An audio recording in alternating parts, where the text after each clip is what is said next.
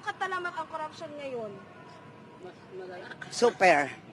Super. Napakadumi ng politika talaga. Bakit kamo? Pare-parehas lang sila kahit sino umupo. Mga gahaman sa kapangyarihan, gahaman sa salapi. Di ba? Sinang naghihirap? Ang taong mamamayan na walang kinalaman sa mga pinaggagawa nila. Sino nagdurusa? Lalaki pa yung aming mga kabataan, apo sa pinaka-apo. Ano magiging kinabukasan? Wala, di ba? Sa tingin mo bakit di talaga nawawala? Sino? Gusto ko malaman, ikaw ba may option ka na sino makakapigil sa ganyan?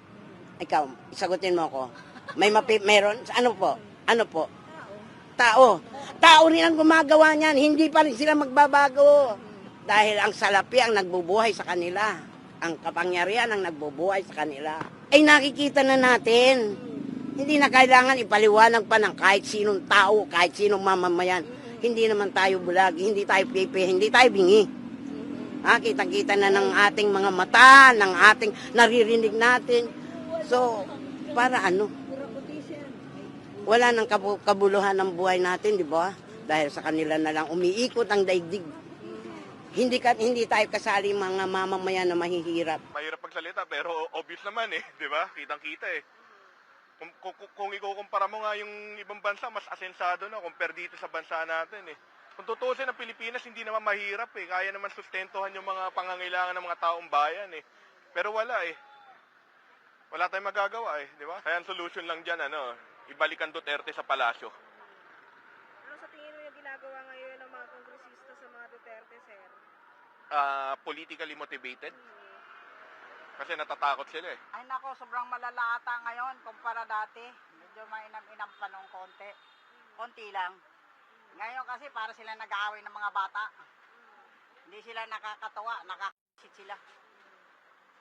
Sa halip pagtuunan ng pansin yung problema sa gobyerno, magbangayan ng wala namang katuturan. Dapat asikasuhin nila para kung umunlad naman yung konti yung bayan natin. Hindi naman tayo nahuhuli sa iba. Para makapantay mo lang tayo kahit konti. Hindi may iwasan yan, ma'am. Pera, nakakatokso yan Ultimo nga empleyado, natatanga Sila pa kayang nakaupo.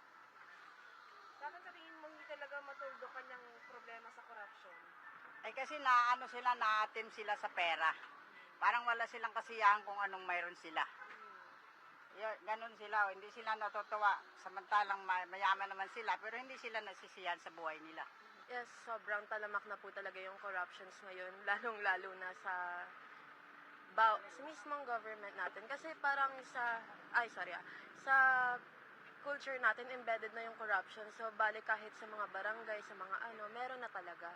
Hindi siya maiwasan and hindi rin siya matanggal-tanggal kahit anong mangyari. Kasi kahit sa mga sa mga maliliit na bagay, yung mga Pilipino, parang nakaka-benefit din sila sa corruption. Halimbawa, yung mga huli, ganun.